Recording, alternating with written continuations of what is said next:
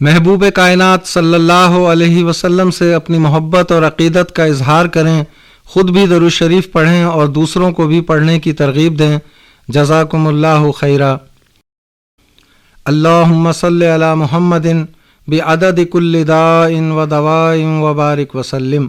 بعض احادیث میں صفائی کو نصف ایمان کہا گیا ہے۔ حضرت جابر بن عبداللہ رضی اللہ تعالی عنہما سے روایت ہے کہ ایک بار نبی اکرم صلی اللہ علیہ وسلم ہمارے پاس تشریف لائے۔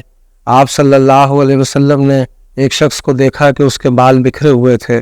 نبی مکرم صلی اللہ علیہ وسلم نے ارشاد فرمایا، کیا اس پراگندہ شخص کے پاس کوئی ایسی سبیل نہیں ہے کہ یہ اپنے بالوں کو سنوار لے؟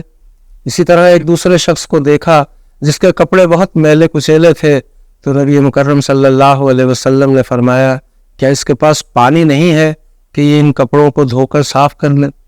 آپ اندازہ کیجئے کہ نبی مکرم صلی اللہ علیہ وسلم نے جب صفائی کو نصف ایمان کہا ہے تو اس کی اہمیت کس قدر ہوگی۔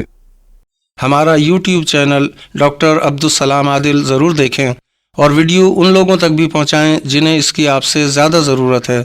ویڈیو پسند آئے تو چینل کو سبسکرائب کریں اور بیل آئیکن پر کلک کرنا نہ بھولیں تاکہ چینل پر آنے والی ہر ویڈیو آپ کو فوراً مل سکے۔